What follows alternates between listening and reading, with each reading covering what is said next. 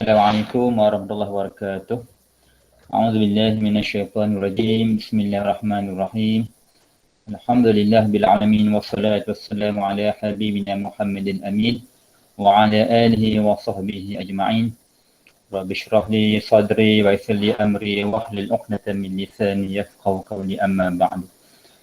Yang dihormati Al-Fadil Ustaz Tuan Haji Muhammad Hanafiah bin Idris, penolong pendaftar Mahkamah Syariah Greek, selaku panel program diskusi alimah kita pada petang ini, dan kepada semua ustaz dan ustazah, khususnya yang mengajar tingkatan 4 dan tingkatan 5 dan yang berada dalam program kita pada petang ini. Dan Alhamdulillah, pertama saya mewakili unit Islam PPD Hulu Perak mengucapkan berbanyak terima kasih kepada Al-Fadhil Ustaz kerana sudi untuk menerima jemputan sebagai panel dalam program diskusi alimah kita pada petang ini. Dan yang kedua, sama-sama juga kita panjatkan setinggi kesyukuran kepada Allah Subhanahu Wa Taala kerana diberi peluang dan keizinan pada petang ini untuk sama-sama kita berada dalam satu program yang dirancang oleh unit Islam PPD Hulu Perak, iaitu program diskusi alamiah pendidik Islam. Yang untuk kali ini saya fokuskan kepada tingkatan 5 dan tajuk yang dipilih ialah berkaitan dengan perkahwinan dan isu-isu yang berkaitan dengan tajuk yang kita akan bincang pada petang ini. Baik, jadi Alhamdulillah kita ambil peluang pada petang ini supaya dapat sama-sama kita berkongsi ilmu dan pemahaman yang akan disampaikan oleh Al-Fadhil Ustaz selaku orang yang terlibat secara langsung dalam bab-bab isu-isu kekeluargaan. Jadi Ustaz sebagai penolong pendaftar di Mahkamah Syariah Greek, insya-Allah dapat mengupas tajuk kita pada petang ini dengan baik sebagai cara untuk kita menambahkan pemahaman kita dalam satu usaha untuk kita bekalkan diri kita dengan supaya kita dapat menguasai isi kandungan buku teks dan Ustaz dan semua. Kalau kita tengok buku teks untuk KSSM ni ada sedikit perbezaan dengan KBSM dari segi isi kandungan dan dari segi ketebalan pun agak nipis kerana dari segi isi kandungan buku teks untuk KSSM ni lebih fokus kepada pengetahuan asas apa yang pelajar perlu kuasai dalam sesuatu tajuk ataupun bab supaya dapat dijadikan sebagai panduan dalam kehidupan mereka. Jadi untuk dapat selebihnya mereka kena dapatkan dari sumber-sumber yang lain. Dan dalam konteks pendidikan untuk KSSM ini kita bekalkan kepada pelajar satu maklumat yang asas yang perlu mereka ketahui, dan maklumat ini berada dalam kehidupan mereka seharian. Sebab itu bila kita tengok kalau fokus pada tajuk ini, tajuk perkahwinan, kalau kita nak compare dengan ataupun kita nak bandingkan dengan KBSM, tajuk untuk KSM agak dikecilkan lagi dia punya skop. Ada beberapa bab ataupun bahagian yang dibuang. Okey, baik, itu sekadar maklumat ringkas untuk perkongsian pada petang ini. Jadi saya dengan tanpa membuang masa, saya terus menjumpa Al-Fadhil Ustaz untuk mengendalikan bengkel ataupun diskusi ilmiah kita pada petang ini. Dan insya-Allah di hujung bengkel kita ambil ruang dalam 20 ataupun 15 minit untuk sesi soal jawab, insya-Allah. Okey, baik. Jadi saya dengan segala hormat menjemput dan mempersilakan Al-Fadhil Ustaz Tuan Haji Muhammad Hanafiah bin Idris untuk mengendalikan diskusi alimah kita pada petang ini, dijemput dan dipersilakan. Okey, sila Ustaz.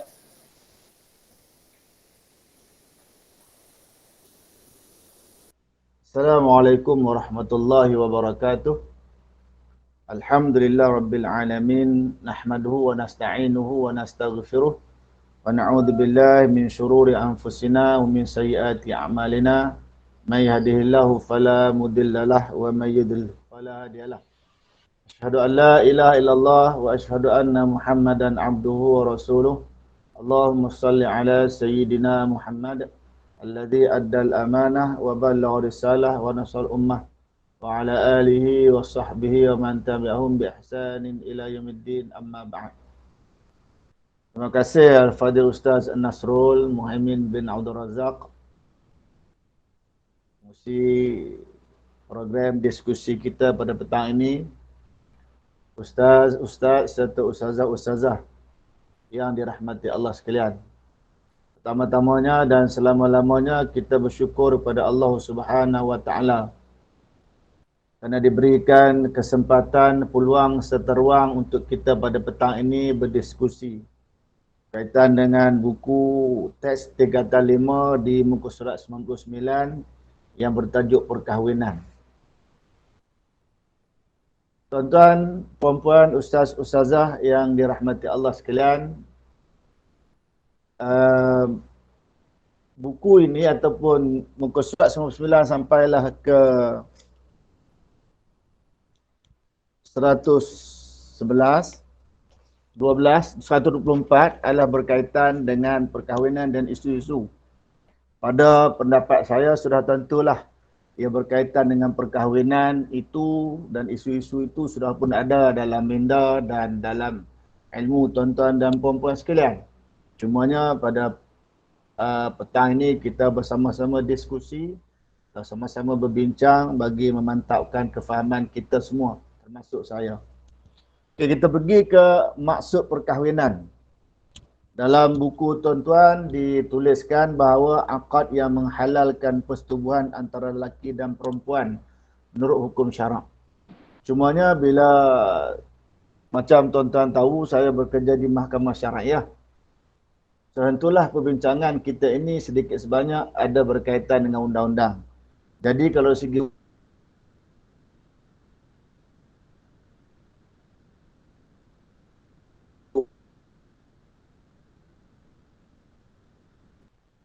saya ulang balik. Ada call. Perkahwinan adalah akad yang menghalalkan antara lelaki dan perempuan hidup bersama dan menetapkan hak-hak serta tanggungjawab. Itu kalau definisi yang diambil dari sudut undang-undang.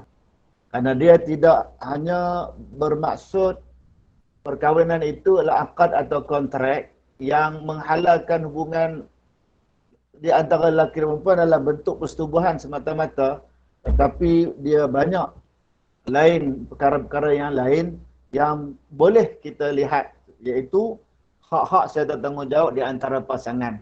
Sebab itulah kalau selalu dari segi undang-undang kita sebut begini, bila nafkah itu wajib bagi seorang suami kepada isterinya, barangkali tuan-tuan akan jawab, tuan-puan akan jawab setelah berlaku ijab dan qabul. Tapi dari segi undang-undang kita kata bila nafkah itu wajib bagi suami kepada isterinya, undang-undang sebut bila ada perintah mahkamah. Macam tuan-tuan dan puan-puan pakai air dan api. Bila bayaran bil itu wajib, adakah ketika kita sedang menggunakan air atau api itu? Dia wajib setelah datangnya bil. Bila jadi bil tertunggak? Setelah adanya bil. Selagi tidak ada bil, maka tidak akan wujud bil tertunggak. Samalah dengan nafkah. Bila ada nafkah, perintah nafkah dari mahkamah yang saya sebut tadi, yang hasilnya daripada akad sesebuah perkahwinan, maka dia akan jadi wajib dan akan jadi tertunggak bila ada perintah mahkamah. Jadi itu definisi yang boleh menambahkan pengetahuan kita semua, iaitu saya ulang balik bagi tengok ada sahabat yang baru join sebentar tadi, perkahwinan ialah akad antara lelaki dan perempuan untuk hidup bersama dan menetapkan hal-hal yang berkaitan dengan hak dan tanggungjawab. Kemudian di bawah tu tuan-tuan dan perempuan sekalian ada dalil, satu dalil dari Quran dan satu dari sunnah. Ini adalah sumber sumber utama ataupun dalil prioriti dalam hukum Islam, iaitu Quran, Sunnah, Ijma' dan Qiyas. Dalam Quran macam tuan tahulah, wa ankihul ayama minkum, sampai habis. Semuanya apa maksud ayama? Ayama maksudnya lelaki dan perempuan yang tidak punya pasangan. Itu maksud ayama. Ataupun dalam istilah bahasa Melayu dipanggil bujang. Seorang lelaki yang tidak punya isteri dan seorang perempuan yang tidak punya suami. Kemudian hadis pula, ya ma'syarasy syabab man istata'a minkum al-ba'ah atau minkumul ba'ah. Apa itu al-ba'ah? Al-ba'ah mengikut pandangan Imam Nawawi ialah mampu untuk berjima dan mampu untuk memberi nafkah. Itu al-ba'ah dari segi pandangan Imam An-Nawawi rahimahullah ta'ala.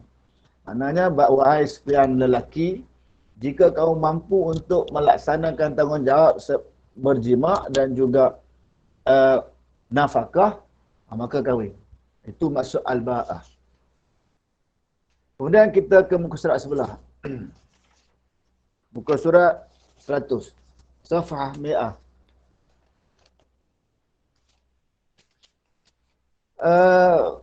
Hukum perkahwinan ada 5. Asal hukum bagi perkahwinan ialah harus. Ada 5 hukum: harus, sunat, wajib, makruh dan haram. Tapi hukum asal bagi perkahwinan ialah harus. Kat mana dia jadi harus? Bila kita mampu untuk kahwin, tetapi tiada desakan atau halangan untuk berkahwin. Kita mampu untuk kahwin, tapi kalau tak kahwin pun tak mengapa. Itu harus. Yang kedua, sunat. Mempunyai keinginan untuk berkahwin dan mampu menyediakan nafkah zahir dan batin. Kita mempunyai keinginan untuk berkahwin, dan syarat yang kedua ialah kita pula mampu menyediakan nafkah zahir dan batin. Itu kalau orang lelaki lah. Maknanya dari segi perbelanjaan, dari segi keuangan dia mampu, kemudian dia juga ada kemampuan dari segi batin. Yang ketiga, wajib. Bimbang akan terjerumus ke dalam kemaksiatan sekiranya tidak berkahwin dan mampu untuk memberikan nafkah zahir dan batin. Maknanya, bimbang terjerumus satu hal. Lagi satu yang dia kena ingat ialah nak terjerumus tu satu hal, tapi dia mesti ada kemampuan untuk memberikan nafkah zahir dan batin. Sebab komponen dua ini, tuan-tuan dan sekalian, antara ramuan untuk menjamin kebahagiaan sesebuah rumah tangga. Sebab perkahwinan, kebahagiaannya bukan hanya ada pada cinta. Walaupun cinta salah satu dari ramuannya, tapi cinta bersama dengan kemampuan seseorang, lelaki khususnya, untuk memberikan nafkah kepada isteri atau isteri-isterinya dari segi zahir dan batin, itu amat penting. Itu wajib. Haram bertujuan untuk menzalimi atau memudaratkan pasangan. Dia berkahwin bukan kerana risau berlaku maksiat, bukan kerana dia mampu, tetapi semata-mata untuk menzalimi. Kalau isteri-isterilah, kalau suami-suamilah. Sebagai contoh, dia berkahwin untuk menyebabkan seorang wanita itu menderita. Contoh kan? Dia pernah berkahwin dulu dengan seorang wanita dan dia pernah dikecewakan oleh wanita tersebut. Dan dia telah bertekad dalam hati dia untuk menzalimi semua wanita yang menjadi isterinya. Dalam hal ini, bila dia berkahwin, hukum perkahwinannya haram, maka dia akan menanggung dosa disebabkan tujuan perkahwinan dia tadi telah menyimpang daripada matlamat asas sesebuah perkahwinan itu disyariatkan. Kemudian makruh mempunyai keinginan untuk berkahwin tetapi tidak mampu memberikan nafkah untuk pasangan seperti hidup, seperti mengidap, mati pucuk atau berpenyakit. Sebab itulah kenapa Jabatan Agama sekarang, tuan-tuan sekalian, antaranya sebab untuk mengelakkan daripada pasangan itu ada penyakit, dia buat HIV test untuk mengetahui pasangan tidak ada penyakit. Dah tak, contohnya selepas daripada dah buat pemeriksaan, tiba-tiba menunjukkan ada penyakit, dia akan panggil pasangan untuk bagi tahu bahawa bakal suami atau isteri tersebut memiliki penyakit. Terpulanglah pada mereka untuk menerima atau tidak daripada kenyataan jabat agama tentang sakit ataupun tidak itu. Ataupun mati pucuk. Maknanya kalau waktu mati pucuk sebenarnya matlamat perkahwinan sudah hilang. Hikmah perkahwinan sudah hilang. Nanti kita akan tengok pada bab hikmah perkahwinan. Surat sebelah. 101 Ustaz. Hikmah perkahwinan ataupun apa yang seseorang itu akan dapat disebabkan dia melangsungkan perkahwinan. Yang pertama, memenuhi tuntutan batin yang merupakan fitrah manusia. Allah SWT menjadikan manusia, menjadikan kita semua. Dia tahu apa yang diperlukan oleh hidup manusia. Dari segi insting manusia atau fitrah manusia, mereka perlu hidup berpasangan di antara lelaki dan perempuan untuk melepaskan ataupun untuk mereka tidak melakukan benda-benda yang tidak baik.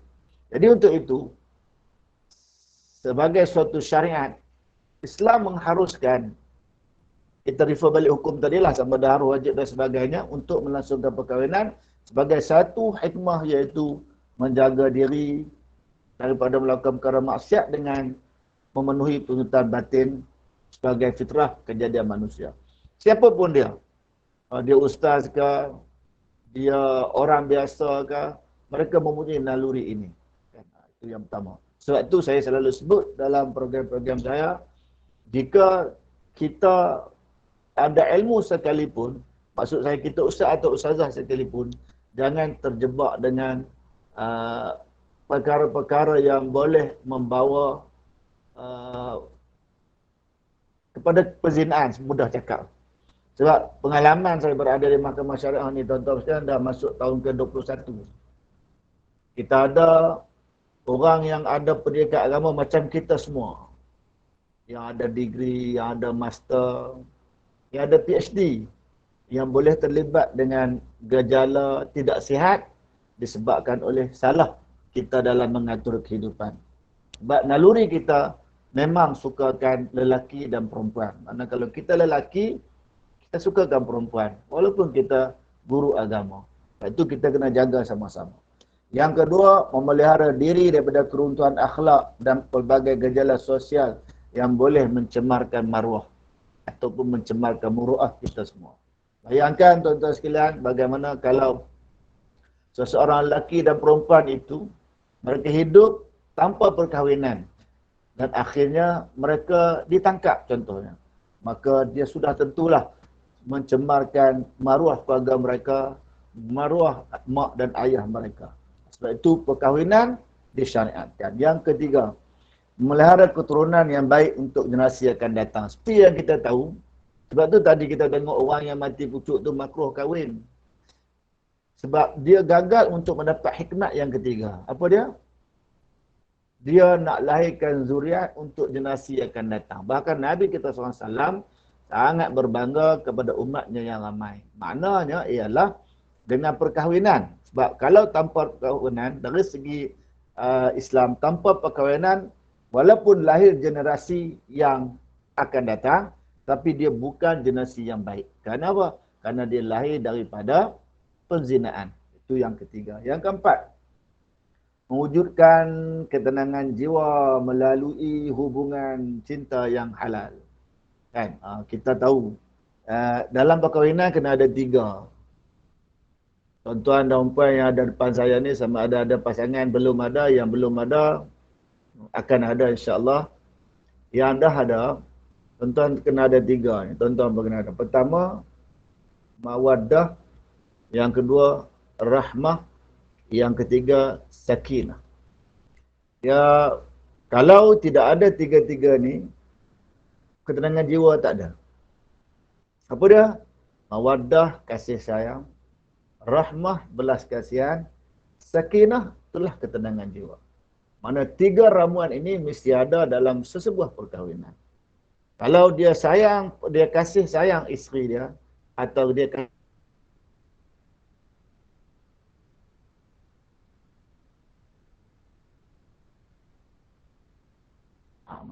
maknanya 3 ni kena ada. Tak ada, kena cari bagi jadi ada. Kan? Siapa dalam keluarga dia tak ada tiga ni, dia kena cari bagi ada. Saya ulang balik, mawaddah, rahmah dan sakinah. Yang kelima, menghindari perbuatan seks secara bebas yang boleh membawa jangkitan penyakit. Sebab tu kenapa suami dengan isteri kena duduk sebumbung. Sebab bila suami dia melihat perempuan yang lain, maka dia balik rumah, suami dia ada, isteri dia ada. Tapi tuan-tuan cuba bayang, yang ni tidak ada kaitan dengan mana-mana jabatan. Tuan-tuan bayang, tuan-tuan ada di Greek, isteri ada di Kelantan, isteri ada di Terengganu, isteri ada di Melaka. Kalau dulu isteri ada di Sarawak. Macam mana? Sebab nak elakkan daripada berlaku seks yang di luar daripada batas agama, maka Islam syaratkan perkahwinan dan suami isteri kena duduk sebumbung. Carilah jalan supaya tuan-tuan dan puan boleh duduk sebumbung. Itu saya sebut tadi. Kalau kita salah langkah, walaupun kita golongan agamawan. Saya sebut pada diri saya, juga tuan-tuan dan puan ustaz-ustazah semua, walaupun kita golongan agamawan, kita boleh terjebak dalam perkara yang kelima. Apa dia? Kita terlibat dengan perbuatan seks yang bukan dihalalkan oleh agama. Yang keenam, menjalinkan hubungan persaudaraan antara kedua-dua belah keluarga suami dan isteri. Sebab itu dalam agama kita ni, kita kahwin, A kahwin dengan B. Bukan A dan B sahaja yang mengikat tali persaudaraan dalam bentuk suami dan isteri, tapi ayah suami, ibu suami, ayah isteri, ibu isteri, adik-beradik isteri atau pendek kata keluarga sebelah isteri, keluarga sebelah suami adalah menjadi adik-beradik kita kerana hikmah perkahwinan ini antara lain ialah menjalinkan hubungan persaudaraan antara dua-dua belah pihak. Okey, muka surat 102. Golongan wanita yang haram dikahwini. Dia tuan-tuan sekalian, dari segi agama kita, dia ada mahram ini. Mahram ni dia ada dua. Satu nama dia mahram mu'abbad, satu lagi mahram mu'aqqad. Mahram mu'abbad artinya mahram sampai bila-bila atau selama-lamanya. Mahram mu'aqqad, mahram yang ada masa. Okey, nanti kita tengok pelan-pelan. Tapi yang ni saya yakin tuan-tuan dan puan sudah tahu, cuma kita baca sekali lalu. Kemudian kalau ada apa-apa, ujung-ujung nanti kita akan bincang sama-sama. Mungkin kalau ada persoalan yang saya tidak boleh menjawab, tuan-tuan dalam ni ada dekat 40 orang, lebih kurang 40 orang, tentu sudah berpengalaman mengajar belas dan puluhan tahun, kita boleh kongsi, share sama-sama ilmu.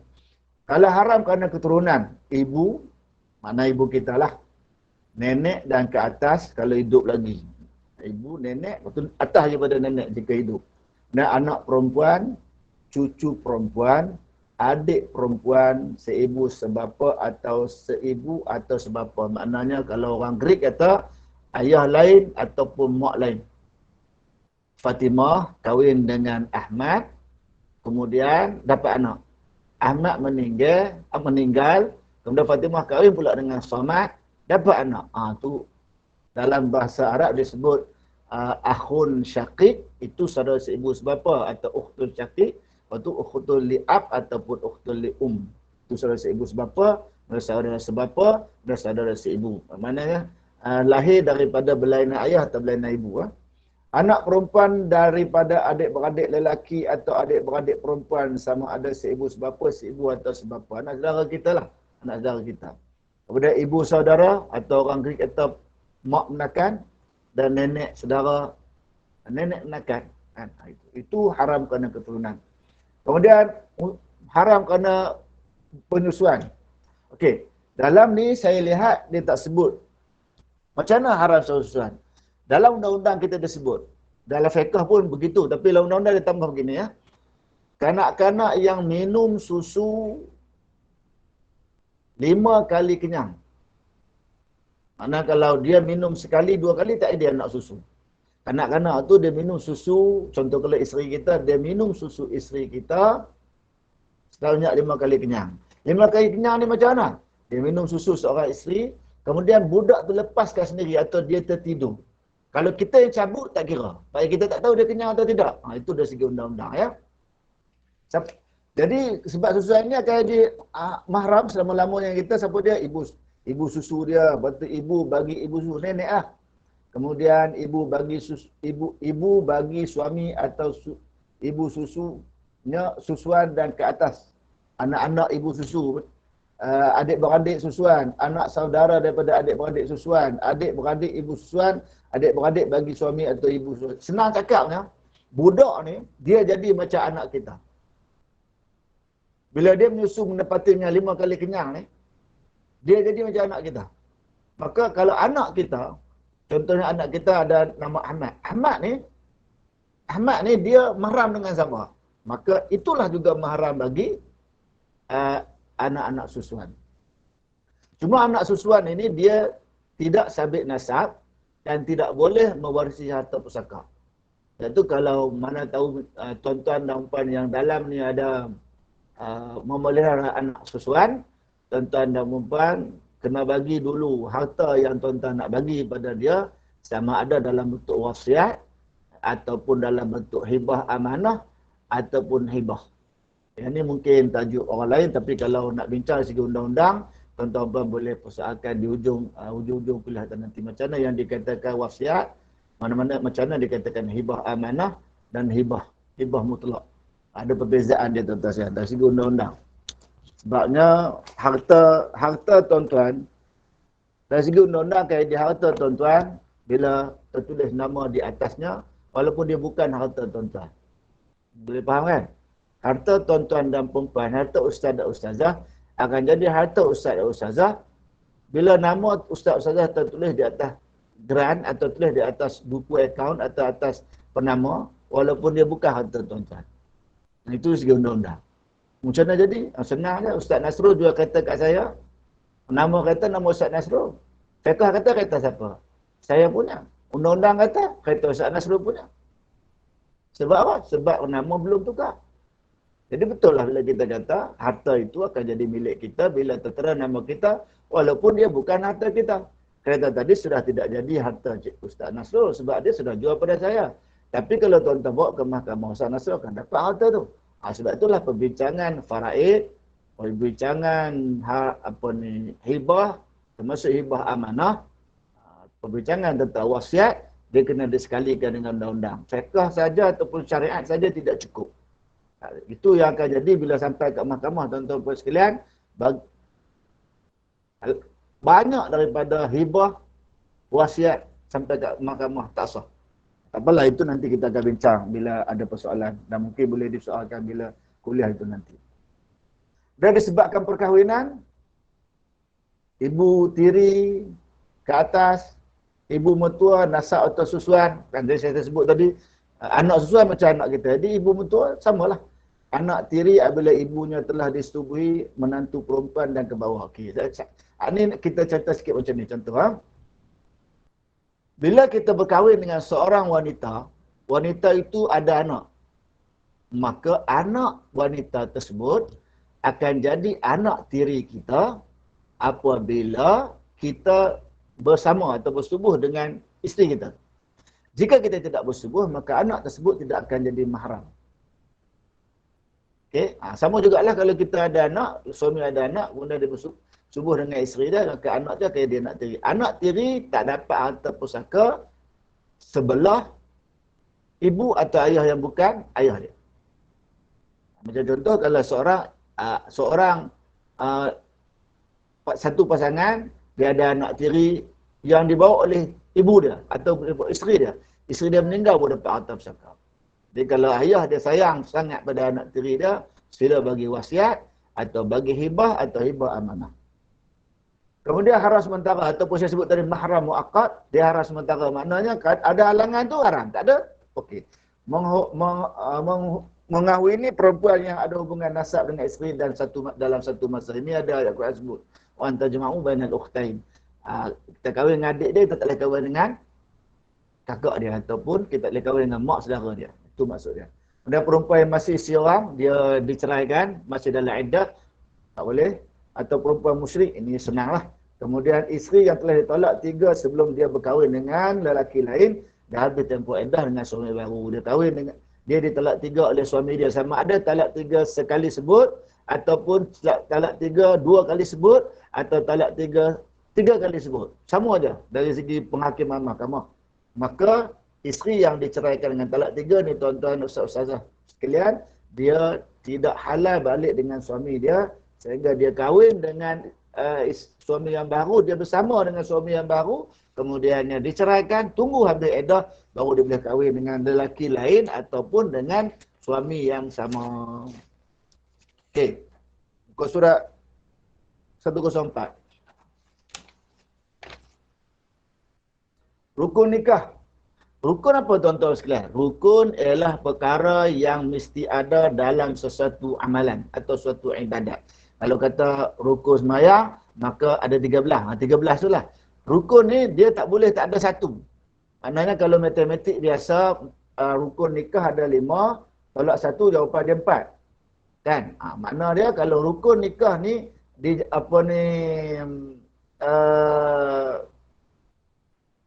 tak cukup 1, mana kurang 1, maka dia akan jadi tidak sah. Itu rukun. Perkara yang mesti ada dalam suatu ibadat, jika tak ada 1, jawapan dia kosong. Apa dia? Ini senarlah bakal suami, bakal isteri, wali, 2 orang saksi, lafaz akad atau sirah yang disebut sebagai ijab dan qabul. Ijab artinya terima, ijab penawaran, qabul penerimaan atau offer and acceptance. Syarat rukun nikah untuk bakal suami. Okay, maksud suami, lelaki yang dikeruni oleh seorang perempuan. Ini apa kita baca dulu senang, Islam, lelaki yang telah dikenal pasti, kan? Kemudian bukan mahram pada bakal isteri seperti mahram nasab, menyusul atau persemendaan yang tadilah. Mana dia bukan abang, dia bukan adik, dia bukan pak saudara dan sebagainya. Dia bukan abang kepada suami kita waktu suami kita, dia bukan abang kepada kita, dia bukan adik. Macamlah yang kita tengok bab mahram sebentar tadi. Kan? Cuma pernah berlaku tuan-tuan sekalian. Kalau tuan-tuan tahu cerita ni, kita tak salah sebut-sebut di luar, cuma sekadar perbincangan. Ada satu kes lama waktu saya mula-mula kerja di Mahkamah Syariah Kansar dulu, sekitar tahun 2003 ataupun 2002.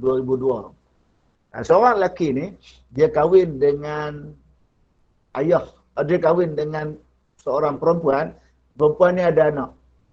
Kemudian bila isteri dah meninggal, dia kahwin pula dengan perempuan. Kalau tuan-tuan ingat, masa tuan-tuan Harian Makro keluar tajuk muka depan. Tajuk dia bapa tiriku suamiku. Maknanya bukan mahram itu syarat yang ketiga telah tidak diperhatikan. Yang ni boleh dia kata tak tahu pula bapa tiri tak boleh kahwin. Ingat kalau mak dah meninggal boleh kahwin. Ini orang panggil maklum minaddin bidarurah. Perkara yang dalam agama yang boleh diketahui tanpa perlu banyak fikir. So, kalau dia kata kat mahkamah tak tahu pun kita takkan terima. Maka siapa yang jadi kes macam ni, kahwinan tersebut dipisahkan dengan serta-merta. Dan tidaklah kadang haram haji atau umrah, sebab kita belajar antara larangan ihram ada 13. Dan kalau sekadar perbincangan, larangan ihram 13 ni, dam dia 12 saja. Yang ke-13 tak wajib dam. Maknanya dalam 13 larangan ihram, 12 je ada dam. Satu lagi tak ada. Kahwin. Kahwin tak ada dam. Bila akad je tak sah. Yang lain tu macam pakai berjahit apa semua sekali yang tuan-tuan ajar tu, yang tu kena dam. Maknanya dalam larangan ihram ada 13, 12 daripadanya yang kena dam, satu tak kena. Yang tak kena tu adalah berkahwin. Okey? Ustaz, Assalamualaikum. Boleh tak Salam. ulang semula yang nombor 4 ni, yang tadi? Ya, nak selok balik. Yang nombor 4 tadi, yang tidak dalam ihram tadi. Yang tidak dalam ihram. Ya, Okey. ya. Kalau ustaz-ustazah perasan, kalau kita tengok dalam larangan ihram, dalam berhaji atau umrah, antara perkara yang dilarang dan tidak sah hukum dia adalah berkahwin, mengahwinkan. Maknanya wali pun tak boleh, kalau jadi wali pun tak sah, kalau dia sendiri kahwin pun tak sah. Okey. Dalam 13 larangan ihram tu, 12 daripadanya ada dam. Tapi yang apa kahwin dalam masa ihram ni dia tak ada dam. Jawapan dia apa? Tak sah nikah saja. Itukah yang Ustazah maksudkan? Ya Ustaz. Ya, faham tak? Mafhum? Ya, faham. Okey. Kasih Ustaz. Sanantaqil ila wahda ukhra. Maksud isteri pula. Perempuan yang dikahwini oleh seorang lelaki. Okeylah, pertama Islam, perempuan tu dikenal pasti. Kemudian bukan mahram dan bakal suami mesti mahram nasab, menyusul ataupun persemenuan yang kita bincang tadi. Bukanlah keadaan ihram. Kemudian yang bawah ni, bukan isteri atau orang dalam iddah talak raj'i. Ini.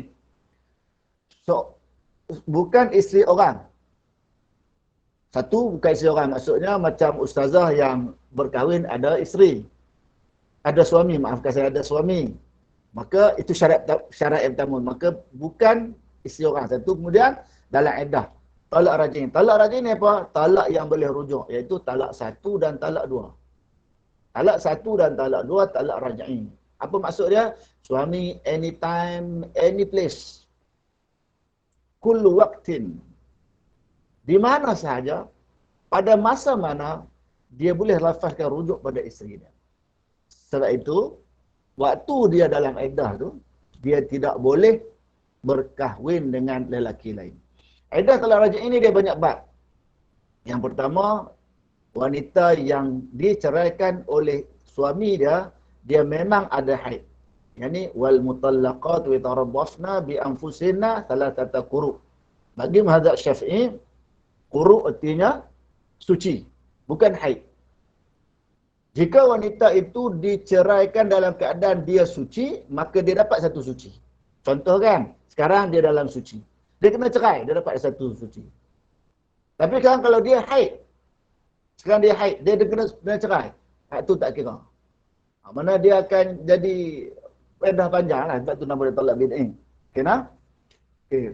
Seterusnya. Bab wali.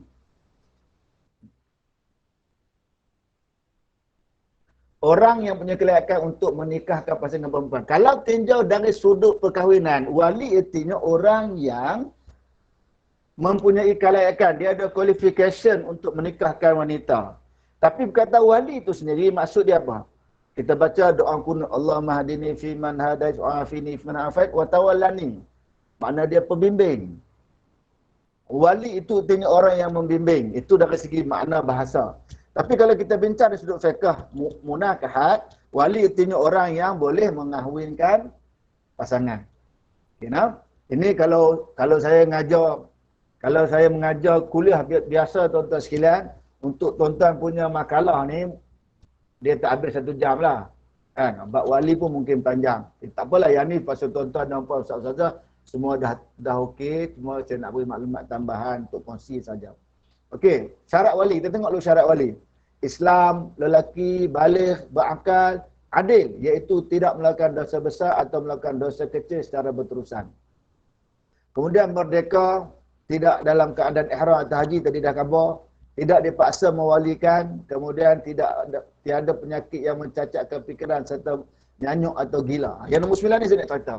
Dari segi undang-undang, kalau seorang wanita itu, dia menyebutkan bahawa wali dia yang ke-9 ni, maka pengakuan wanita itu tidak boleh diterima secara sekali begitu. Atau secara, dia beritahu kita terima tak? Kita kena buat penyiasatan untuk mengesahkan sama ada wali dia ada atau tidak ni. Nyanyuk ni, gila dan sebagainya.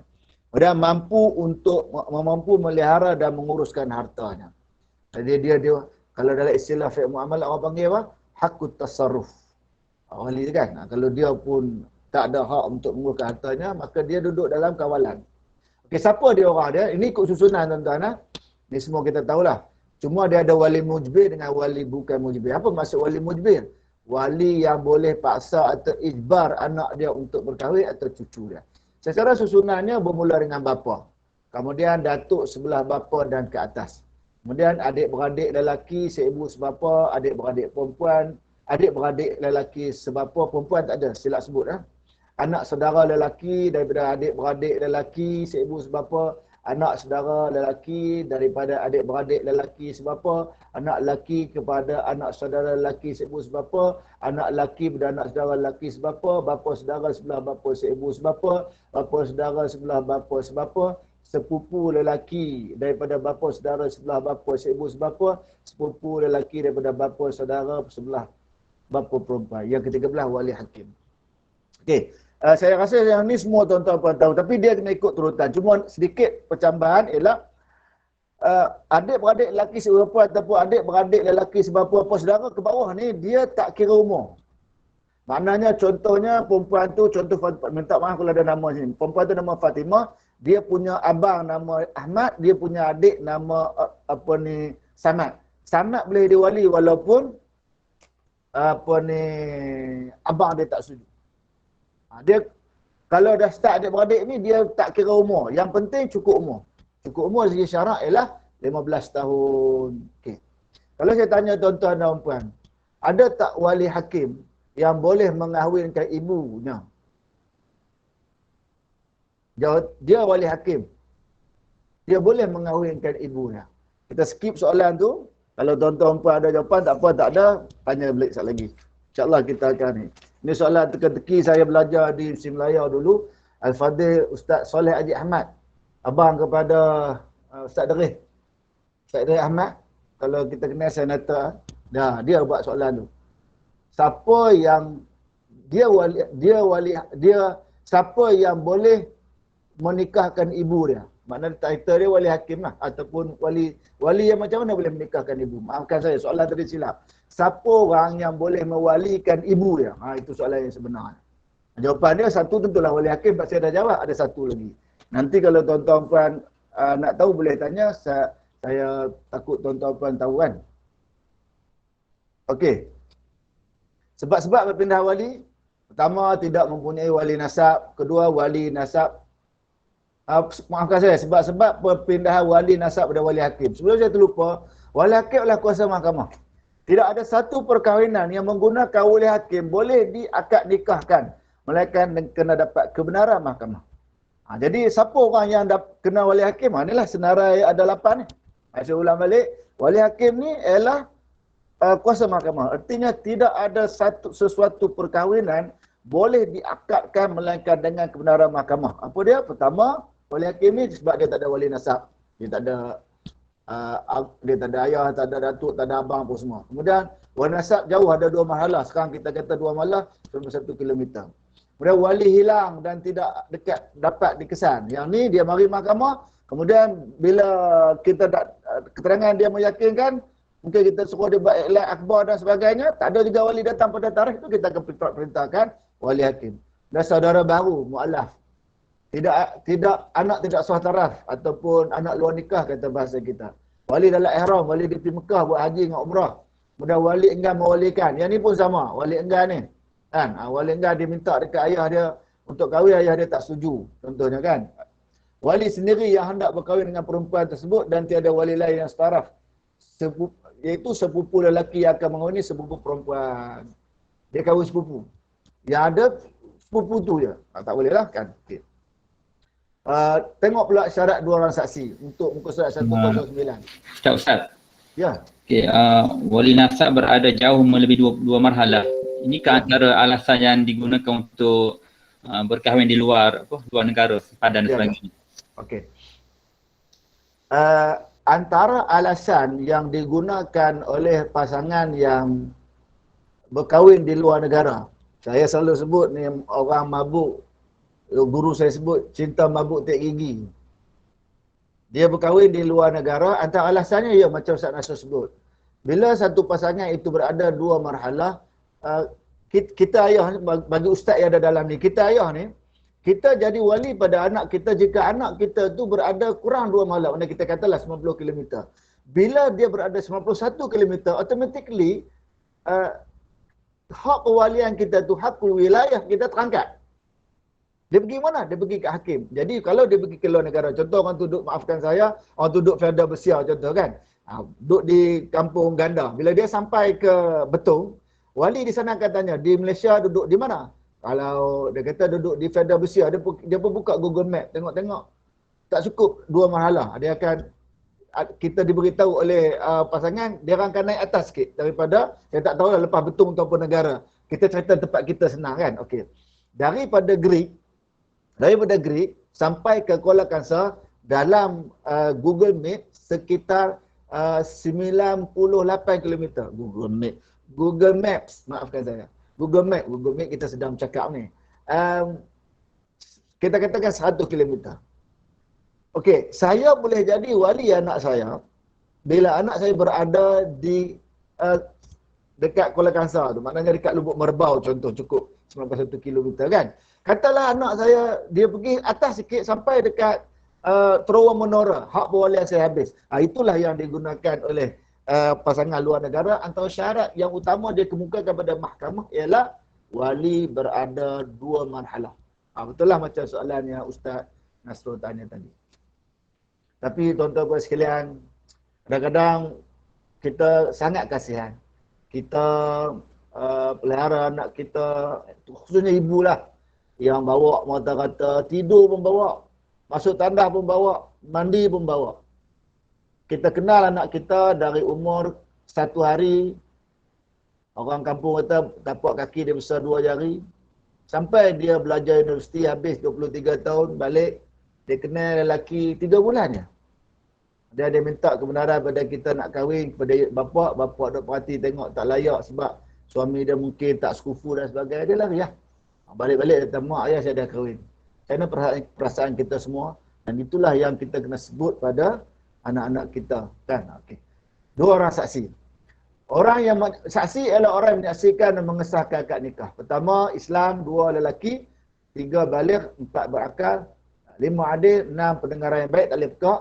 Kemudian penglihatan yang baik sebab dia nak kenal, sebab dia nak tengok pasangan nanti. Kemudian merdeka. Hamba tak boleh sebab dia pun duduk bawah kuasaan orang. Apa? Macam mana dia boleh jadi saksi? Okey. Lafaz akad nikah atau sirah. Maksud akad nikah, sirah, ijab itu lafaz yang diucapkan oleh wali atau wakilnya. Qabul ialah lafaz yang diucapkan oleh bakal suami atau wakilnya. Sekadar perbincangan, bila sebut ijab qabul juga ada dalam bab muamalat ataupun jual beli kan. Jadi kalau dalam bab muamalat jual beli boleh didahulukan siapa-siapa, pembeli boleh dulu, penjual pun boleh dulu. Maknanya kalau saya hanya tahu Ustaz Nasrul je sebab saya tak tengok muka sini. Kemudian saya nampak yang lain saya tak tahu. Masa saya sebut nama Ustaz Nasrul sajalah. Ustaz Nasrul beli kereta pada saya, Ustaz Nasrul boleh kata beli, saya boleh kata jual. Siapa kata dulu pun tak apa. Dalam ijab qabul pun boleh tapi dia tidak familiar. Maknanya suami wali kata dulu pun boleh, menantu kata dulu pun boleh tapi dia tidak familiar. Okey. Contoh perkataan aku nikahkan engkau dengan anak perempuanku, itu ijab, aku terima nikahnya anak perempuanmu, itu qabul. Kan? Apa syarat dia? Pertama, menggunakan lafaz kahwin atau nikah atau terjemahan yang tepat pada keduanya. Mana kalau bahasa India dia kata apa? Bahasa Tamil. Bahasa Mandarin dia kata apa? Apa perkataan kahwin dan nikah dalam bahasa dia. Kalau kataan kita tak ada kata lain lah. Kahwin dan nikah. Ialah yang orang faham kan? Dan lafaz ijab dan qabul naklah jelas dan bukan secara kiasan. Dan ijab dan qabul naklah berturutan, tidak diselangi dengan perkataan lain. Maknanya lepas ijab, dia taklah tanya, nak jawab macam mana lah? Ataupun, ambil air saya nak minum, tak boleh. Lepas ijab, terus kena qabul. Kemudian lafaz akad nikah naklah berkuat kuasa serta merta kesannya. Kemudian kelayakan wali dan bakal suami berkekalan hingga selesai akad dan tidak dibataskan dengan tempoh masa. Apa contoh lafaz tidak sah? Lafaz akad nikah yang kesannya tertangguh pada masa hadapan. Seperti wali lafazkan, apabila tiba bulan Ramadan, aku kahwinkan engkau dengan anak perempuan. Kenapa dia tak jadi akad nikah? Asal itu janji. Yang disebut apabila tiba bulan Ramadan. Itu bukan akad nikah, itu janji. Akad nikah ni dia mesti kuat kuasa dia serta-merta. Ataupun dia bagi lafaz ta'liq. Ta'liq ni asal perkataan dari anlaqa. Anlaqa yu'alliqu ta'liq. Ta'liq ni maksud dia sangkut atau dia gantung. Dia ikat dengan sesuatu. Apa dia kata? Kiranya anak perempuanku berjaya dalam peperiksaan, aku kahwinkan engkau dengannya. Ataupun dia sebut wali pengsan setelah melafazkan ijab dan qabul. Tentulah kan. Wali lepas hijab dia pengsan kan sebelum bakal suami lepas kabul. Mana dia tak dengar lah. Itu sirah untuk ni. Kemudian tuan-tuan sekalian yang ni isu perkahwinan. Ya? Assalamualaikum Ustaz. Aku sikit suara. Assalamualaikum Ustaz. Irfa sautaki hatta asma' Ustaz, kalamuki. nombor 4 tu ada contoh tak? Lebih jelas.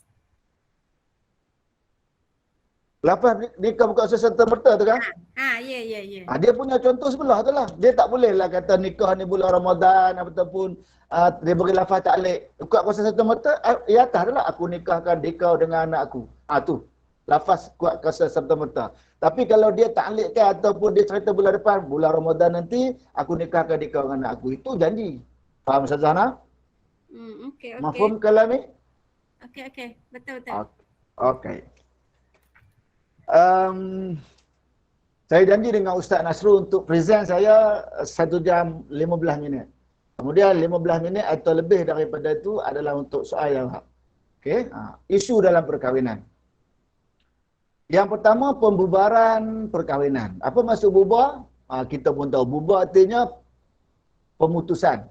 Apa dia? Dia ada talak, fasakh, khulu', li'an. Cuma untuk tambahan pengetahuan tuan-tuan dan puan-puan ustazah, ada satu lagi ta'liq. Maknanya talak, fasakh, khulu', li'an, ta'liq. Kalau talak terbahagi dua. Pertama, talak yang dilafazkan dengan dalam mahkamah. Satu lagi talak yang dilafazkan tanpa dalam mahkamah. Yang perkara satu tu untuk pengetahuan lah. Tuan-tuan ustaz-ustazah nak ajar tak ajar, anak-anak pelajar tak apa tu lah. Cumanya talak ada dua. Pertama, talak kebenaran mahkamah. Yang ni biasa dalam mahkamah. Yang kedua, talak tanpa dalam mahkamah. Yang orang tercerai luar mahkamah tu. Kedua-duanya jatuh lah. Kemudian fasakh. Fasakh ni ialah bila wujud kegagalan atau wujud tak sampai ke matlamat perkahwinan. Kalau dalam enactment, tuan-tuan boleh tengok section 53, ada lebih kurang dalam 2 muka surat yang menceritakan tentang kelayakan untuk fasakh ataupun pembubaran perkahwinan. Kemudian khulu'. Khulu' ni, kalau orang kampung kata dia tebus talak. Dia tebus talak. Maknanya perempuan dia mohon perceraian, kemudiannya dengan cara dia membayar sesuatu. Dia bayar mengikut kadar mah kahwin, dia bayar lebih daripada itu. Dia bagi tanah ke, dia bagi kereta sebiji, dia tak kisah. Cumanya dari segi mahkamah, tuan-tuan dan puan-puan saya, ustaz-ustazah, kalau dia tawarkan sesuatu, suami dia tak setuju, maka pada ketika itu tak jadilah khulu'. Sebab khulu' ni dia dengan kesusahan suami. Macam kalau kita tengok hadis, seorang perempuan jumpa Rasulullah SAW, dia kata dia tak boleh hidup dengan suami dia. Kalau dia hidup, dia akan berlaku kufur. Jadi kufur yang dimaksudkan dalam bab ini ialah dia tak taat pada suami dia. Maka dia ada tanah, dia jadikan tanah itu sebagai tebus talak, maka perkara itu dibenarkan oleh syarak. Jadi kalau suami dia tak mau tebus talak, dia kena mohonlah ikut fasakh. Atau dia kena mohon ikut talak persetujuan bersama yang disebut sebagai, kalau dalam mahkamah dia kata section 47. Okey. Kemudian li'an. Li'an ni nak tanya, okey. Contoh bayaran ganti rugi ni dalam teks undang-undang pelabur iklan Malaysia ni, dia ada nilai minima tak berapa? 2,000, 3,000 ke? Dia sebenarnya Ustaz, dia tidak ada nilai. Maknanya isteri boleh kata macam ni, dia masuk mahkamah, dia beritahu pada kita, kata dia nak tebus talak, dan dia nyatakan dalam permohonan dia. Untuk pengetahuan tuan-tuan dari segi undang-undang, ustaz-ustazah, bila dia nak filekan kes yang kita sebut ni, dia kena isi satu format, nama dia pernyataan tuntutan. Dalam pernyataan tuntutan tu dia sudah maklumkan apa imbalan atau ganjaran dia nak bagi pada pasangan suami dia, kalau suami dia setuju cerai. Contoh, dalam kes ini saya bersetuju untuk memberi sebuah kereta, atau lagi ni saya berbuah tanah. Kalau kereta, dia kena maklum kereta apa spesifik lah. Kalau tanah pun spesifik. Ataupun kalau sekiranya dia sebut tebus talak RM100, RM50, tak kisah. Yang pentingnya bila suami dia dapat menyatakan tuntutan ni, tuan-tuan sekalian, suami dia tengok, mana dia datang mahkamah, dia akan jumpa saya akan tanya, tuan setuju ke dengan tebus talak suami isteri ni? Setuju. Tak adalah nilai minimum maksimum. Macam tu lah. Dia tak ada. Okey. Kemudian yang terakhir li'an. Li'an ni tuan-tuan puan sekalian, dia ada ayat Quran yang khusus yang bercakap soal li'an ni. Sepanjang saya kerja ni tak ada lagi lah tuan-tuan dan puan li'an. Dah 21 tahun dah saya kerja mahkamah, tak ada lagi lah orang mari li'an. Kan? Dia ada dalam surah Nur ayat 6 hingga 9. Allah cerita li'an. Sekadar untuk pengetahuan kita semua, li'an ini mestilah dimulai oleh suami. Li'an ini mestilah dimulai dengan suami menyebut perkataan li'an. Contoh dia kata gini, demi Allah, isteriku atau isteri saya telah berzina dan kalau setakat berzina saja, setakat tu dah. Demi Allah, isteriku telah berzina 4 kali dan kali kelima dia sebut dia akan dapat laknat Allah andainya dia berbohong atau dusta. Tapi kalau dia li'an sekali dengan anak kandungan, kan? Dia kena sebut demi Allah, dia bersyarat wallahi ataupun demi Allah isteriku telah berzina dan anak dalam kandungannya bukan anakku. Jika saya berbohong, maka saya akan dapat laknat Allah. Kalau kita tengok ayat surah Nur ayat 6 ni, walladzina yarmuna azwajahum wa lam yakul lahum syuhada illa anfusuhum fasyahadatu ahadihim arba syahadatin billah innahu laminas shadiqin. Dan orang yang menuduh isterinya berzina hendaklah mendatangkan kalau tak ada 4 orang saksi, dia kena sumpah 4 kali. Sebab nak ganti 4 orang saksi zina tu, dari kelima dia kata apa? Innahu wal khamisatu anna la'natallah alaihi in kana minal kadhibin. Dan yang kelima dia sebut Allah akan turunkan laknat pada aku jika sekiranya aku tipu. Kemudian kalau isteri dia ingin nak menjawab, itulah Quran sebut ayat 8 tu, wa yad'u anhal azab. Dan kalaulah sekiranya dia nak menolak daripada azab ni masuk hukum hudud lah. Mana kalau isteri setakat tu dia tak jawab, isteri kena hukum hudud. Jadi wa yad'un al-hadab ni dia takkan kena hukum hudud bila dia pun sumpah 4 kali dia kata apa? Demi Allah saya tak buat zina. Dan anak dalam kandungan ni adalah anak dengan isteri saya, dengan suami saya yang ni. Dan kalau saya yang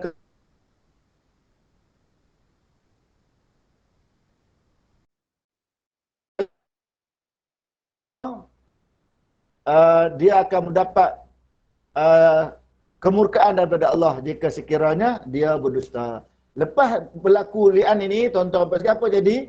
Lepas berlaku li'an, mereka akan terpisah selama-lamanya. Dia punya kesan lebih teruk daripada talak 3. Dia kahwinlah dengan berapa orang pun, dia tetap tak boleh patah balik pada suami dia yang asal. Sebab tu di mahkamah, bila orang kata nak menafikan keturunan, nak cerita isteri berzina dan sebagainya,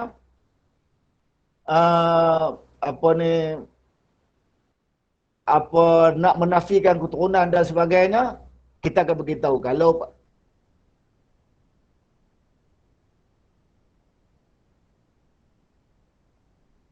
polisi akan terpisah, tak boleh kahwin dah. Ada menjadi gila talak dan sebagainya, so kita pun tak benarkan, bukan tak benarkan, kita nasihat. Tapi kalau nak buat juga, kita akan benarkan. Tapi setakat ni dah 21 tahun saya kerja, tak adalah, dia tak teruskan permohonan. Dia mohon cerai je. Mana tahu kot satu masa nanti dia nak rujuk semula kan. Kemudian isu berkait dengan perkahwinan, iddah ni yang sebut tadi lah.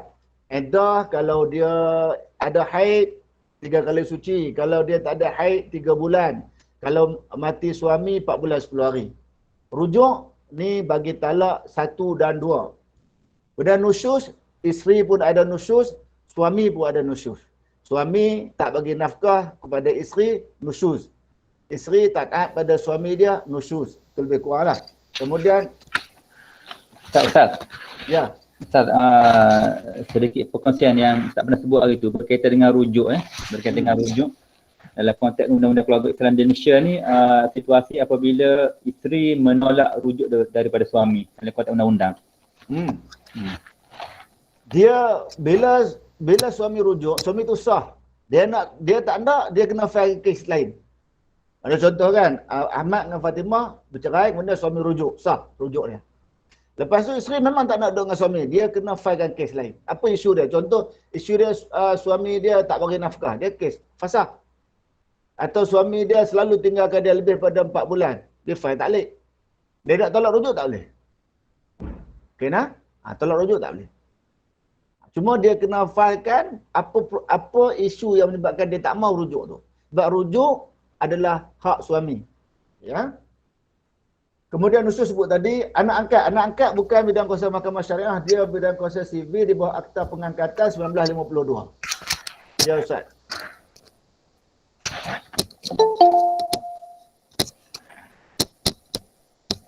Kemudian hadanah, hak jagaan anak boleh dituntut di mahkamah syariah sama ada dalam perkahwinan ataupun sudah bercerai. Itu hadanah ya. Kemudian poligami. Poligami ini perkahwinan yang dibenarkan oleh syarak kepada suami saja. Agak-agak ustazah semua, pasal apa isteri tidak dibenarkan poligami? Tanpa melihat ayat Quran. Tanpa melihat ayat Quran ataupun dalil nakli, kenapa isteri tak boleh poligami? Ada dua sebab. Pertama, dia akan gagal untuk taat kepada suami. Suami dia nama Ahmad, suami dia nama Ramli. Malam ni Ramli kata, hang balik rumah aku di Alai. Samad pun kata, hang balik rumah aku di Taman Tuk Purba Ahmad. Macam mana nak buat? Yang kedua, mereka bersama. Dia bersama dengan Ramli, dia bersama dengan Ahmad. Anak siapa? Sebab tu orang perempuan, kalau tak tengok dari nakli pun, tak boleh kahwin dua. Sebab dia akan gagal dua benda. Orang lelaki tak ada masalah. Sebab apa? Sebab bila dia berkahwin, dia ada penggiliran. Kalau dia tak ikut penggiliran, dia zalim dan berdosa. Tapi dia punya matlamat dia sampai. Orang perempuan matlamat takkan sampai sebab dia tak boleh nak taat pada suami dia. Jadi minta maaf lah sebut. Walaupun dia pahitlah bagi orang perempuan, tapi orang perempuan kena ingat bahawa cinta yang diasaskan oleh pasangan suami isteri adalah perkongsian. Mana kongsi lah?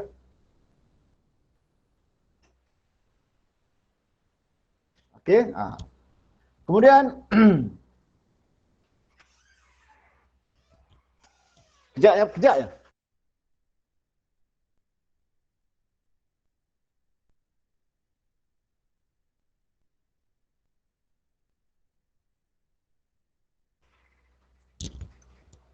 Sorry ya, gangguan kerja.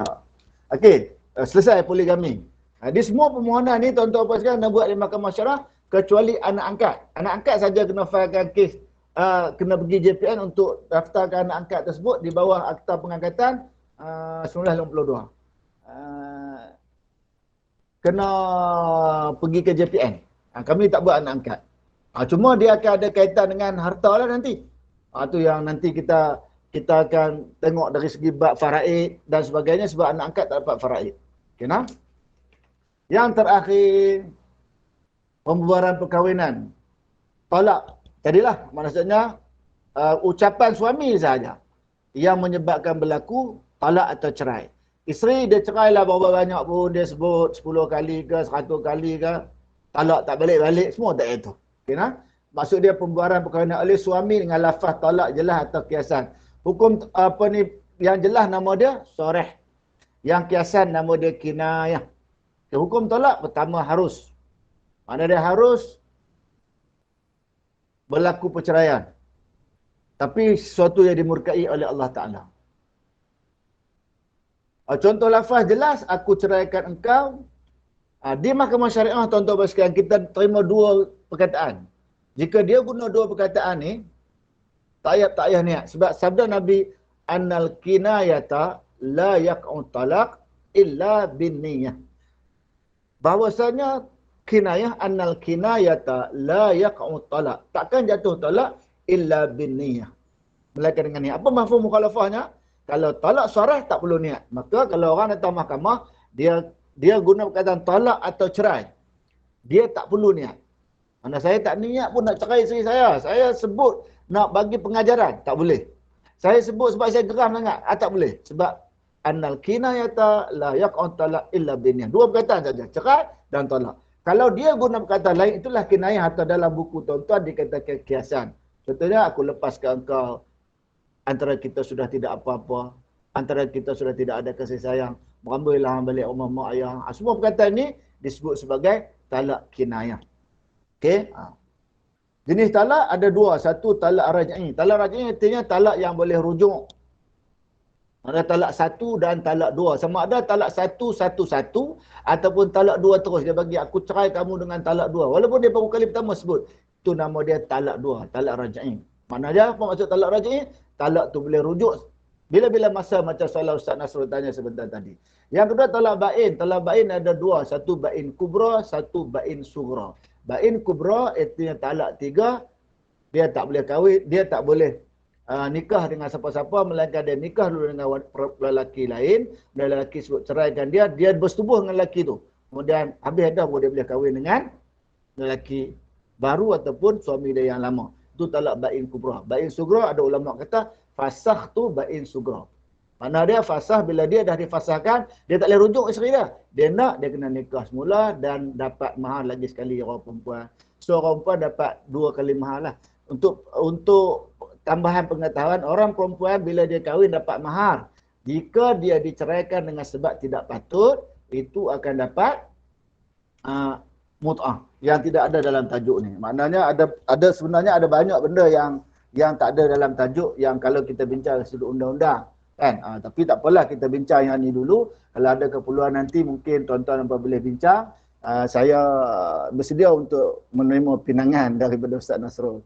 Okay, kita tengok soalan bertulis ya. Sebelum tuan-tuan dapat soalan bercakap, kita tengok soalan bertulis dulu.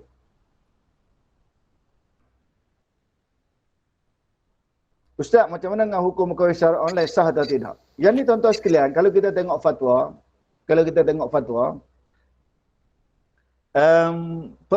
perkahwinan ni kalau kita tengok fatwa, dia ada fatwa dah yang mengesahkan perkahwinan tersebut. Tapi dia biasa, benda-benda fiqh yang baru ini ada orang setuju, ada orang yang tak setuju. So kita tengok kalau nanti Perak menerima fatwa untuk melaksanakan nikah secara online, okeylah. Kalau tak terima, tak lah. Ada macam tu lah. Sebab dia benda baru. Sebab sebelum ni tak ada. Jadi saya kalau saya lah, kalau kita boleh, ni sekadar bincangan kita.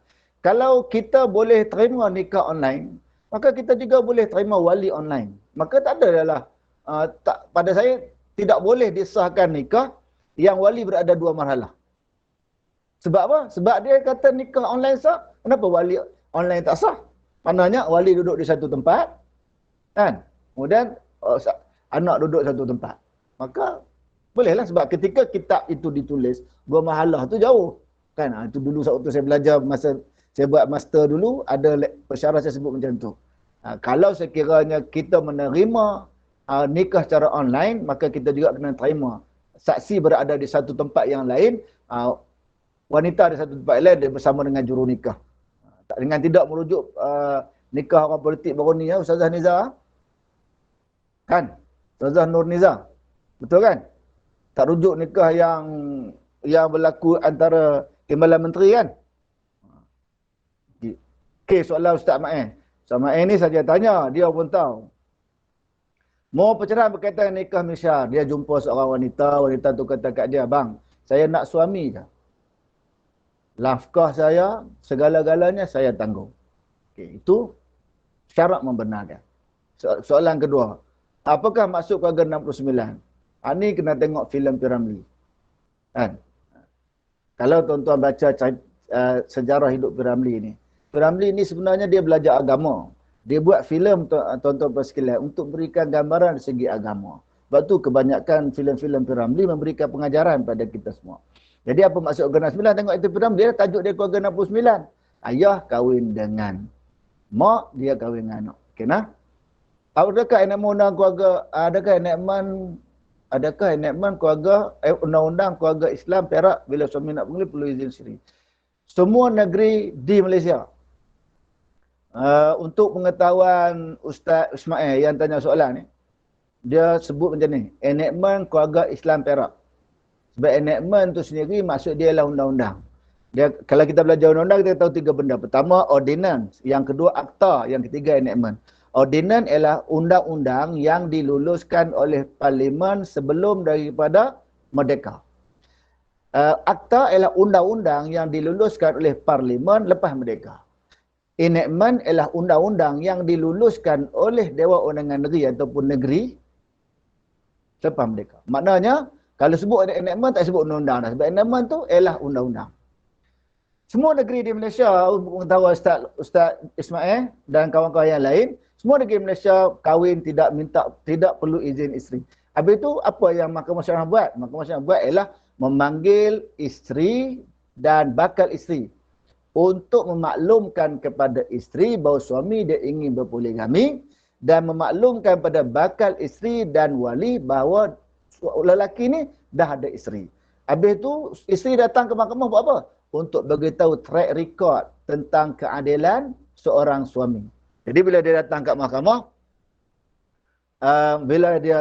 mahkamah, kita akan tanya lah isteri dia, bukan awak setuju tak suami awak nak poligami? Dia kata tak setuju, maka kes ditutup sebab isteri tak setuju, maka tak boleh poligami. Bukan begitu. Dia tetap juga akan dibicarakan, kalau isteri tak setuju sekalipun, dia tetap boleh dapat. Jadi saya fikir soalan nombor 3 ni mungkin terpengaruh dengan cerita Mami Jarum kot. Yang keempat, mohon pencerahan berkaitan dengan wati syubhah dengan anak wati syubhah. Dia Ustaz, dia wati syubhah ya, anak tak ada wati syubhah. Macam ni ya. Mana-mana pasangan suami dan isteri atau lelaki dan perempuan. Mana-mana pasangan suami dan isteri atau lelaki dan perempuan. Mana dia bukan suami bukan isteri lah. Mereka bersetubuh dalam hal di mana mereka merasakan bahawa mereka layak bersetubuh segi hukum syarak. Boleh faham tak kata nak? Mana-mana pasangan suami dan isteri ataupun lelaki dan perempuan yang mereka bersetubuh dalam mana keyakinan mereka, mereka boleh bersetubuh dan halal. Kalau yang berkahwin tadi sebab dia berkahwin. Kalau yang tak berkahwin sebab dia rasa itu isteri dia. Maka pada ketika itulah jadi wati syubhah dan tak kena hukum hudud. Anak yang lahir ialah anak. Bukan anak wati syubhah, anak sabit nasab. Inilah soalan yang saya tanya tadi. Bila masa seorang anak boleh jadi wali kepada ayah mak dia? Okay, kita kalau tuan-tuan tak faham ni, tuan bagi tahu saya balik. Ayah dia bersetubuh dengan anak dia pada jangkaan dia, anak itu ialah isteri dia. Dan isteri pula menyangkakan bahawa ayah dia adalah suami. Faham tak kat tu? Kalau boleh saya nak ada seorang cakap faham. Saya takut cakap seorang-seorang lagi. Jadi ustazah saya di sekolah lu sebut. Faham? Faham. Okay. Jadi saya takut saya SS. Al antum ma'i wa ana SS. Adakah anda masih bersama dengan saya? Saya short Henry. Kan? Waw tu dalam istilah Arab bahasa Arab suka pakai wawul hal kan? Al antum ma'i wa ana SS. Okey. Sampai tak faham? Mana dia ayah dia bersama dengan anak dia dalam hal di mana dia yakin itu isteri dia dan isteri yakin itu suami dia. Mereka bersama dapat anak. Faham? Yang kedua, Ustazah Farhana, kenapa? Faham. Okey. Yang kedua, mereka berkahwin. Katakan mereka berkahwin di luar negara. Kan? Atau berkahwin di Malaysia, tapi wali tak betul. Mereka suami isteri. Lepas tu mereka bersama. Dah 10 tahun atau dah 5 tahun baru tahu kata perkahwinan itu tak sah. Maka anak itu nama dia anak sabit nasab, tapi wati itu persubuhan syubhah. Atau faham tak? Okey. Soalan saya ialah apabila antara kita ambil satu nama, minta maaf kalau ada nama sedikit, tapi kita ambil nama klasik lah, mungkin tak ada kat sini.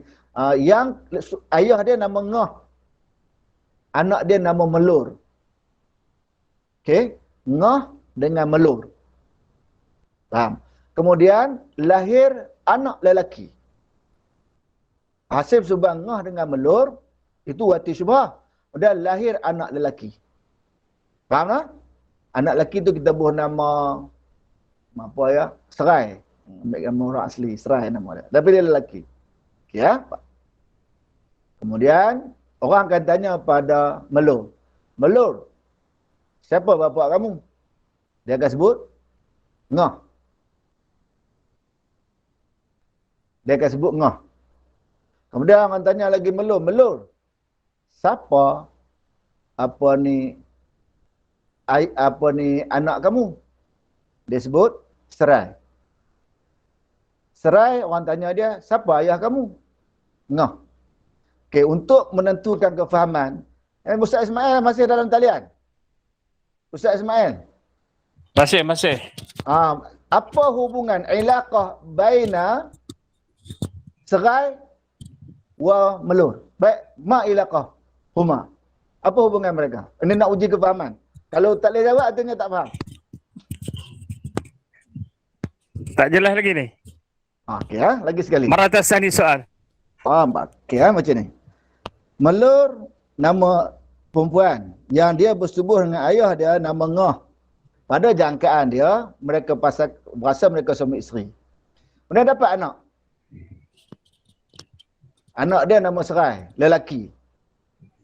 Orang tanya dekat Serai atau orang tanya dekat Melur. Melur, siapa ayah kamu? Dia jawab, Ngah. Betul? Kemudian orang tanya pula, siapa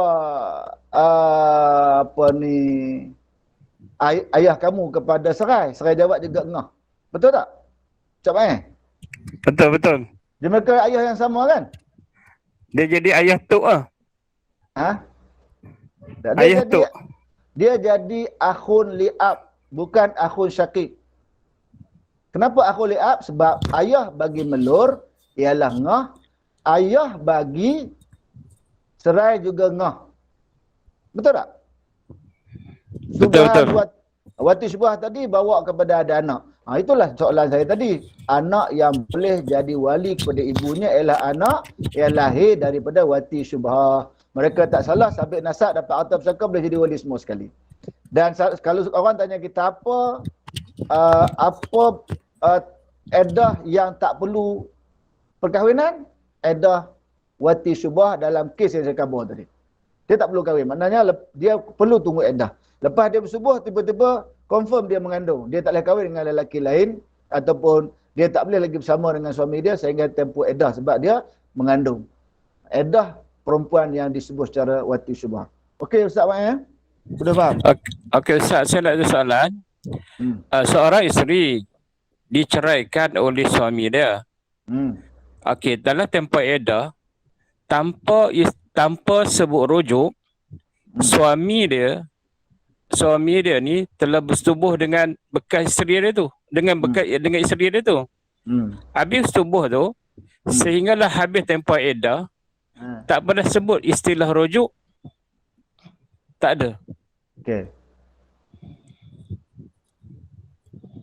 Okey, habis soalan. Soalannya, dalam keadaan tu, lepas tu kalau kata isteri dia ni mengandung. Itu saya nak tanya tu, bukan lagi isteri dia mengandung dalam masa tersebut.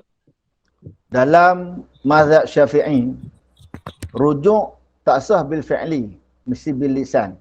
Makna dia kena sebut aku rujuk kamu atau aku rujuk kamu kembali seperti nikah asal sebagai, tapi ada kata rujuk. Jika dia rujuk tak ada, dia rujuk bil fi'li, maka itulah dalam istilah undang enakmen jenayah. Kalau Ustaz tengok adalah enakmen jenayah bersekedudukan. Bersekedudukan ialah tuduhan bagi pasangan suami isteri yang tidak rujuk tetapi tinggal bersama ataupun tidur dan sebagainya. Anak yang lahir itu ialah anak luar nikah. Tetapi tuan-tuan sekalian, jika dia failkan kes ke mahkamah biasanya mahkamah rendah akan buat keputusan rujuk dia tidak sah. Tapi ada juga hakim yang keluar daripada pandangan Syafi'i mengambil pendekatan anak ni dan sebagainya, dia sahkan rujuk dengan perbuatan. Tapi kita ngajar jangan kabur kata boleh rujuk dengan perbuatan. Kena kabur mazhab Syafi'i, rujuk mesti dengan lisan. Rujuk dengan perbuatan tak sah kalau bersama berzina, dapat anak luar nikah. Kena jawab macam tu. Tapi bila dia pergi mahkamah, ada mahkamah yang dia keluar daripada mazhab Syafi'i dengan berpandangan mazhab lain dengan memikirkan masalah anak-anak. Tapi dia bukan sesuatu yang biasa. Biasanya mahkamah kata rujuk tu tak sah kerana dia tak guna perkataan, dia guna perbuatan. Okey, lain?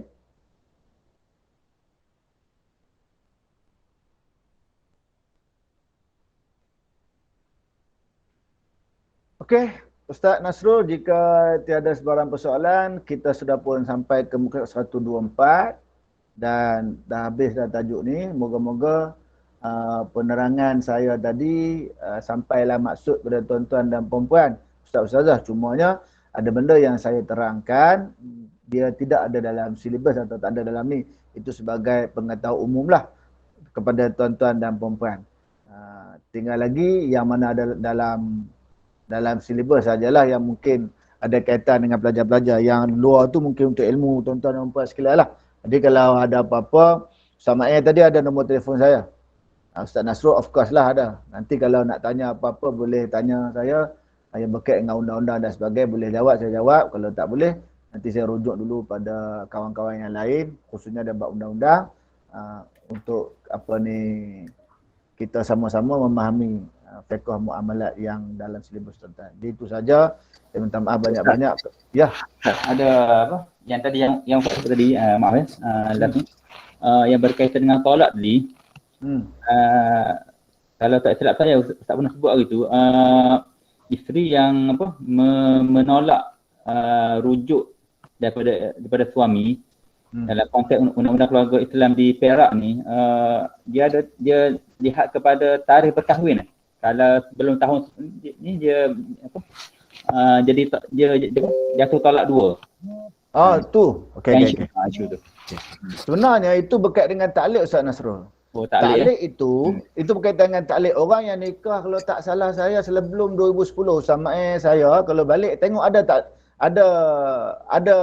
taklid tu. Mana dia tiap-tiap aku rujuk isteri aku tanpa redanya maka jatuhlah pula talak. Itu dia punya taklid Perak. Yang negeri lain tak ada. Maka taklid tu telah pun dibincangkan oleh ulama-ulama yang kontemporer ni, dia dah buang dah daripada taklid Perak. Tapi saya dengan Ustaz Ma'in masih terikat dengan taklid tu.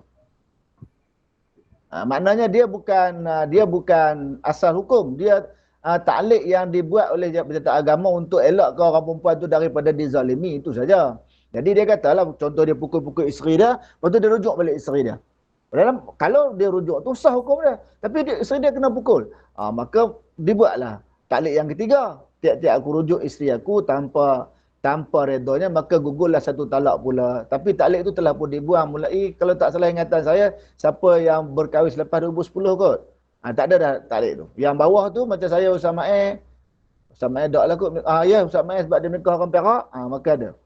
Jadi untuk pengetahuan Ustaz Nasrul dan kawan-kawan dalam grup ni, taklid tu sudah tidak ada, maknanya taklid menyerahkan kuasa rujuk pada isteri itu sudah tidak ada di Perak.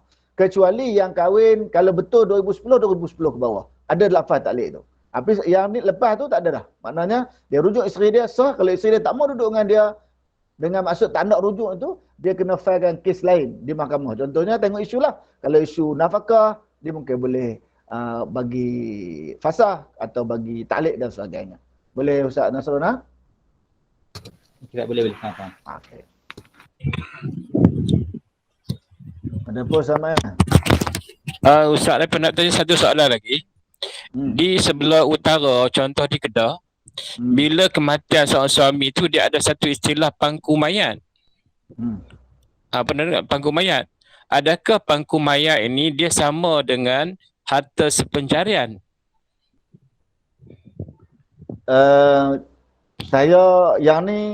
Saya boleh terang harta sepencarian, tapi saya tak boleh terang tentang istilah pangku mayat. Mungkin sahabat-sahabat yang negeri Kedah boleh sahkan. Tapi kalau nak bagi tahu pada harta sepencarian, maksud dia macam ni. Harta sepencarian ialah harta yang diperoleh secara usaha bersama semasa perkahwinan berkuat kuasa. Harta yang diperoleh secara usaha bersama semasa perkahwinan berkuat kuasa. Contoh, katakan kita kahwin tahun 96. Kemudian berlaku 3. Harta sepencarian boleh dituntut dengan 3 keadaan. Pertama, suami atau isteri meninggal dunia. Kedua, suami berpoligami. 3, suami mati. 3 keadaan meninggal. Kemudiannya kahwin satu lagi. Ada satu lagi. Ada 3 keadaan dia boleh tuntut. Kalau tak salah ingatan saya. Suami poligami, suami meninggal dunia ataupun isteri meninggal dunia. 3 keadaan ni boleh tuntut harta carian.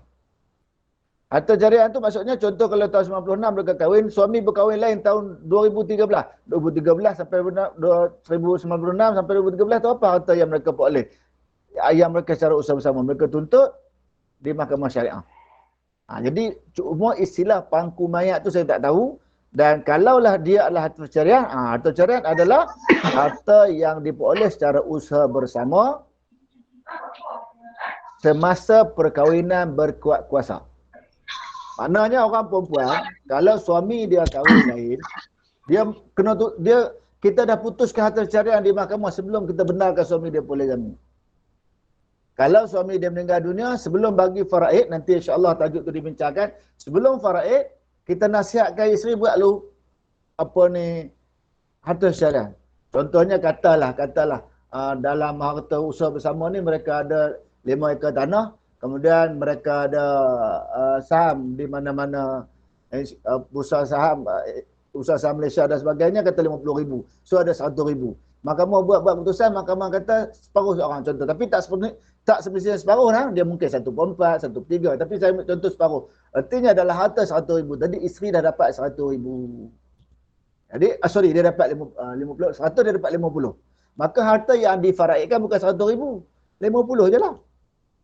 Kalau 50, artinya kalau asalnya dia dapat 1/8 sebab si suami ada anak, dia dapat 1/8. Sekarang dia dapat dalam 50,000, dia dapat 1/8, jumlahnya akan jadi besar. Lagi adil kalau suami dia berkahwin lain. Suami berkahwin poligami, isteri dia sama ada baru kahwin sehari atau kahwin 30 tahun. Servis 30 tahun atau baru servis sehari. Nilai dia sama 1/8 bagi 2. Kan?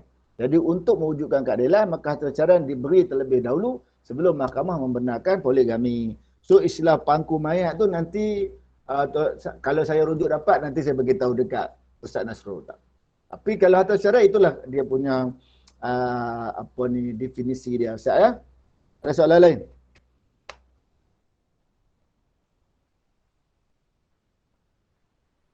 Okey, kalau tak ada, saya serahkan balik kepada Ustaz Nasrul. Saya mohon maaf banyak-banyak jika ada sebarang ketelajuran. Dan macam saya kata tadi, nombor saya ada pada Ustaz Nasrul, ada pada Ustaz Ma'in. Jika tuan-tuan dan puan ada masalah berkait dengan undang-undang ataupun berkait dengan haji dan umrah, boleh PM saya insya-Allah. Sekian. Assalamualaikum warahmatullahi wabarakatuh. Saya serahkan kembali kepada Ustaz Nasrul. Waalaikumsalam. Assalamualaikum warahmatullahi wabarakatuh. Terima kasih kepada kepada Ustaz perkongsian ilmu kita pada petang ni insya-Allah ya. Mudah-mudahan apa yang dikongsikan pada petang ni beri kebaikan dan tambahan ilmu kepada kita semua. Bagaimana yang kita maklum, sebenarnya kalau nak dibincangkan lebih dalam dan lebih detail, mungkin kita akan memakan masa yang agak lama. Jadi apa yang Ustaz diskusikan tadi lebih kepada perkara-perkara asas dan umum ya, sebagai panduan kita bersama. InsyaAllah kalau ada ruang dan ada peluang untuk lain-lain masa, kita boleh diskusikan perkara-perkara yang berkaitan dengan buku teks ini. Okay, dengan lebih inilah kita boleh pilih tajuk lain untuk kita diskusikan sebagai satu cara untuk kita menambahkan ilmu pengetahuan kita dan usaha untuk kita mendidik dan mengajar pelajar-pelajar dalam kelas ya. Baik.